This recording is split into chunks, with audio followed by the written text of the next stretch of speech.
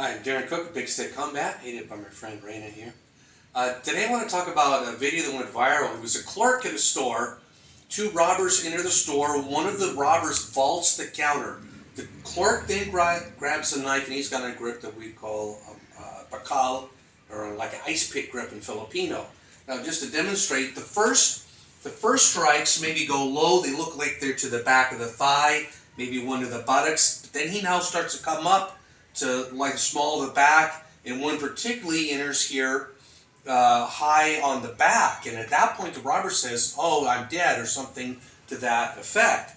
Now, people may think, well, that's a knife thrust to the back. Well, thank goodness you didn't get stabbed in the front. But this is potentially lethal. So people do, and here in the Philippines, there are stabbings all the time. People do get stabbed to death. So here, if I can have a rating here, typical robbery scenario is that people will say, and I just saw a video that debunks this, people will say, run.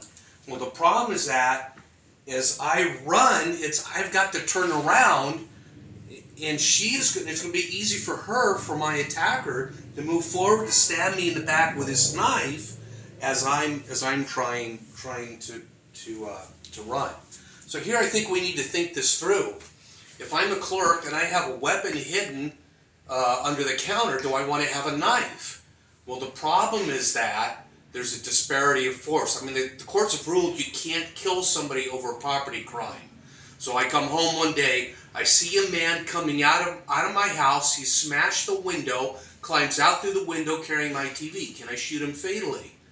No, I can't. I can't kill a man over a property crime. So here's the problem. How do I use this knife in a way that's non-lethal? So we can try these techniques here, right? Or maybe I'm hitting with a pommel. If that were your only option, I would get something like a K-bar, get hit with a pommel, right? So you're going to use it like an impact weapon. Now that's one. Now Michael Janich, but the problem is, Guru Michael Janich has a system. He does self-defense with a knife. His move is he'll do something like this. He comes in here, stabs. Now what he's aiming for is the front of the thigh, and he's going to cut out and then run. But the problem, of course, is that if I misjudge this and my opponent, the person I'm trying to stab in the front of the thigh, pivots, and that enters the inner thigh, the femoral artery. When we're dealing with her again, I could say, well, I'm only going to cut, or I'm going to stab, or I'm just going to poke on the outside.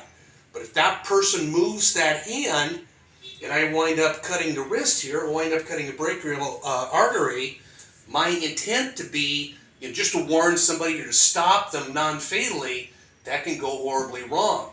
Anytime, again, as I said, suppose I'm using a pommel here, if these arms are waving, my opponent is swinging at me, I'm swinging at him or her, that it's too easy for that person, for me, to inadvertently wind up cutting somebody with a knife. So I think, if you think about it, if that robber jumps the counter, he's got a knife, well, I don't want to have a knife. In other words, I don't want to go knife to knife. That's probably not good. If he jumps the counter, he's got a gun, I'm outmatched. I don't want to have a knife either. So maybe you think, well, I'll get a gun.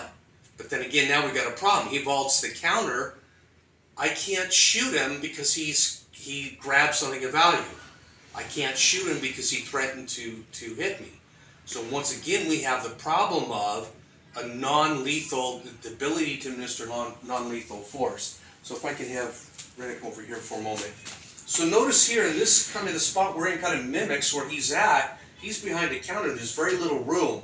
So kind of one of the advantages of the spade daga, the stick and dagger, is that I have this non-lethal option, right? So on an attacker, I can dish out pain, but that's probably not fatal. Now, if my attacker now pulls out the knife, my attacker now goes for the gun, or I get hit with a beer bottle, I'm blacking out, I think I may die, then now I have, this is the non-lethal option, this is the lethal option. Now, I would suggest for behind the counter, a better option would be the sap. And even if you don't have a sap, you could just get something simple as a hot sauce bottle or a heavy glass bottle. So this now allows me, if you've done the training, I can strike here. This is non-violent, non-lethal, and yet if I need the lethal option, I still have this knife. So I think something that a lot of times people, they get real deep into the knife fighting, get real deep into the gun fighting, and that's great that you've got this lethal system, but the problem is what happens in those times when you need a non-lethal option. I think you always have to consider that. And I'll just close with an example. I worked with a guy whose adult son, had mental problems. Because he wasn't really fully functioning as an adult, he was staying with my friend, lived in the house. Well, one day the son grabbed a knife and was threatening his dad, and somehow my coworker was able to defend himself. But could you imagine? You've got the super lethal system, you wind up killing your own son.